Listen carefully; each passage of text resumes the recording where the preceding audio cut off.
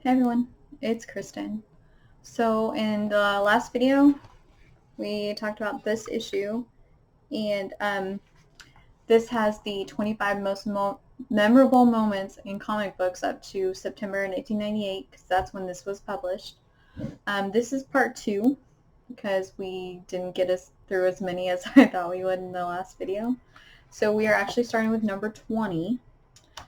And this one is from 1985, and this is when Thor threatens Loki's head.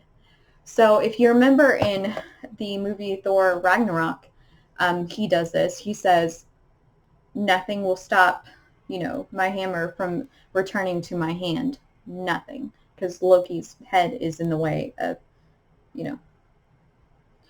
So that's where they got this from, this is the first time Thor said this.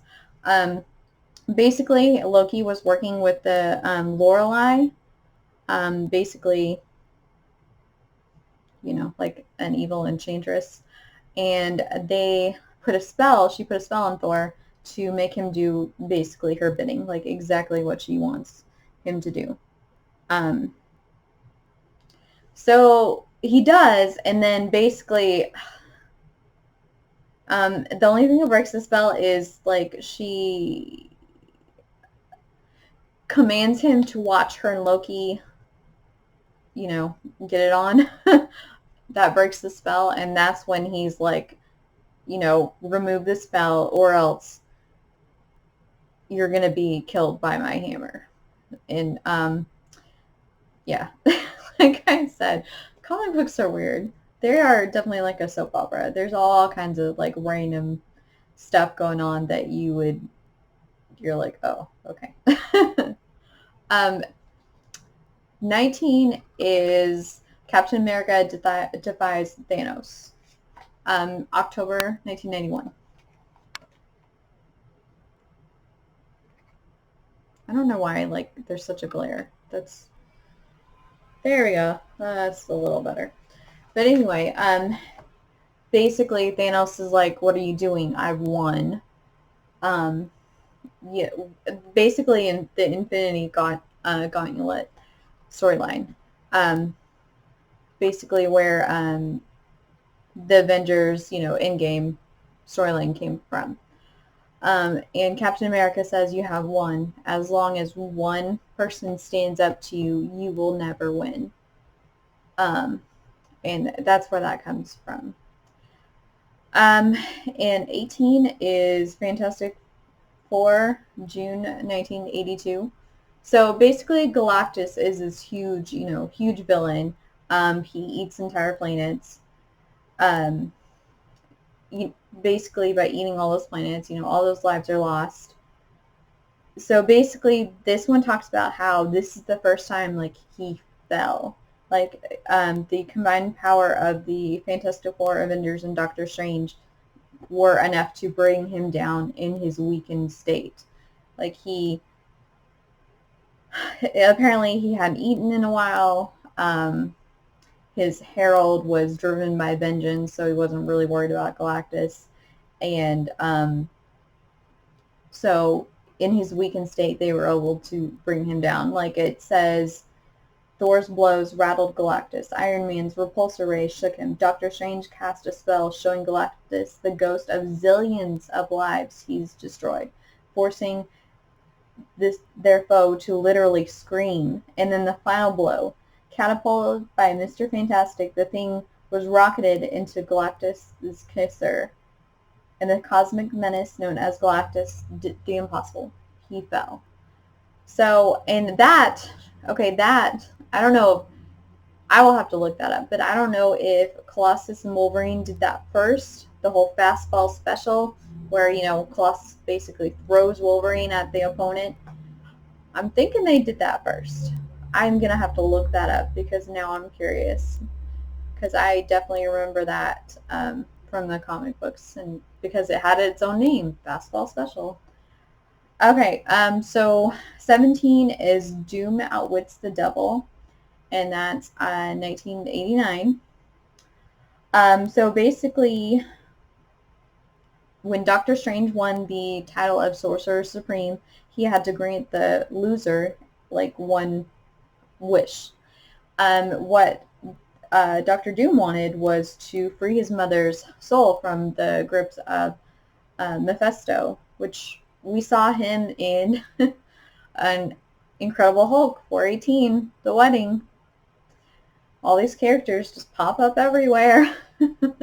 I think that's what makes it so fun, is there's so much like intertwining of characters and so much like storylines that just connect together through little bits and pieces, or characters like making an appearance and over here and over here and different places. I think that's what makes it cool and makes it feel more inclusive, like an actual universe. So anyway, they got separated, and he says Doom asked him to free his mother's soul, and he says, I'll do that, but in exchange for another. So he leads Doctor Strange to Mephisto and says, hey, here you go. And seeing his son's or her son's betrayal, his mother scorns him and is therefore released from hell and cleansed, and the actual light of her being cleansed is what defeats the devil, and everyone escapes. It sounds kind of like a complicated story. I've never read that one, honestly. I'm not gonna lie. Okay, so 16 is Reed Richards learns his baby died. And this is June 1984, Fantastic Four 297. Basically, Sue has radiation poisoning from the negative zone. So she and her child are, in danger of dying. And so even combined with his intellect and Bruce Banner's intellect, like they can't save her. So they turn to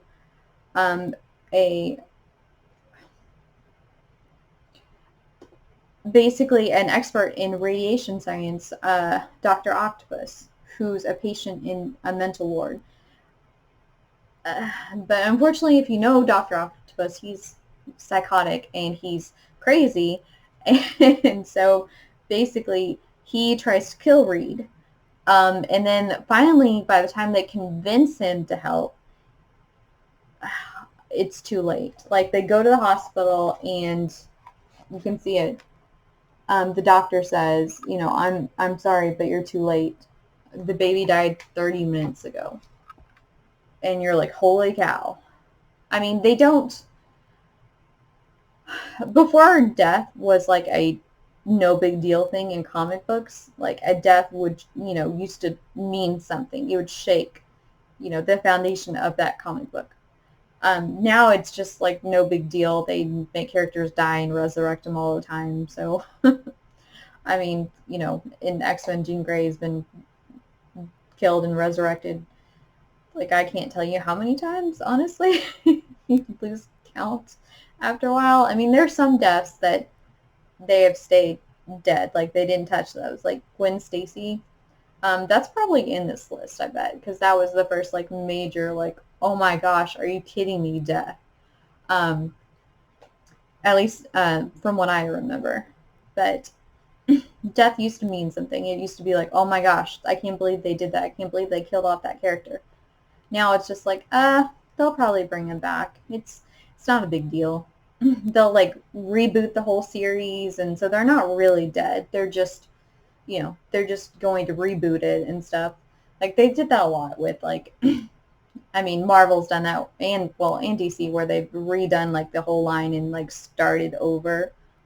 Anyway, to like draw in new readers and stuff, and so they wouldn't be like inundated with all this backstory and stuff, then they can follow it easier. But I don't know, for me, I like the backstory. I like knowing like who the characters are and growing with them, so to speak. But anyway, so we have 15 is from Sandman, April 1989. Morpheus leaves hell. Morpheus, the Sandman, he actually goes down to hell to retrieve his helmet, a major source of his power, but it's held by a demon. And the demon's like, I'm not giving it back to you. And he's like, Morpheus is in a weakened state, and he's surrounded by all these like millions of lords of hell, and they're like, why should we let you leave? Like, why should we let you survive? And he is a trump card. He says, well, basically, you guys would have no power without me, because people who dream of heaven, like people in hell, without the dream of heaven, then hell wouldn't be hell, so to speak, which I think that's a really good point. So you see him, everyone just parts and lets him leave because he has a really good point. 14. Ooh, this one was tough. So basically, it's the return of Kid Miracle Man, 1986. This kid, he has this secret. It's basically like, Shazam, where Billy Baston, like, he says Shazam and he turns into, Captain Marvel. This is kind of like that, except Kid Miracle Man is evil, pure evil. And this kid, he's a good kid. Johnny, he's a good kid, and he knows by saying this, by saying Miracle Man, he will let out this evil entity. So he tries really hard not to, because he's a good kid. He doesn't want to do that. He doesn't want to release this evil in the world. So these bullies start picking on him. They call him names. They beat him up. And he's like, I can take that. But then they started to, like, physically assault him, like, rape him. And so he was like, he said it. And you see him crying, like tears running down his face, as he said, Miracle Man. Because he just can't take anymore. And so he lets him out. And basically, by doing so, he dooms them, the kids that are beating him up, and the rest of the world. I mean, I don't know. It, like, that, to me, like, I have never read that story, but that sounds like a really, like, interesting story. Here you have the paradox of this super good kid and this evil, like, entity inside him. Like, his powers basically corrupted him, the entity. Like, like I said, there's the Shazam, and he's a good guy. This guy was a good guy at a time. But his powers corrupted him to the point where he was just pure evil. And so this poor kid knows this, and he knows that if he unleashes this, basically it unleashes hell on earth, and he really doesn't want to do that, but he can't take this punishment anymore. He just can't do it. And so he's just like, wow, I can't even imagine. I wouldn't want to. So 13 is Superman, when he confronts Mongul and tells him to burn, which is unlike Superman. June 1985. They actually did an episode of this in Superman Adventures in the 90s. They did a cartoon, and it was a really good episode. Like, he basically is under the influence of a black mercy. It's like a parasitic plant, and it basically keeps you in a state of sleep, because it projects and it gives you everything that you want. Like, he has a happy life, he has kids, he has everything. Like, so basically, he finally realizes something is wrong, and he wakes up, and he's really, like, he's just heartbroken, because he says he has to say goodbye to his wife and his kids. Because you know how when you dream sometimes, like, the dreams feel real. Like, you feel like these dreams are real, and then you wake up and you're upset and you're sad because they're not real. So that's basically he wakes up and he says to Mongrel, burn, and then he shoots his laser beam, eyes at him.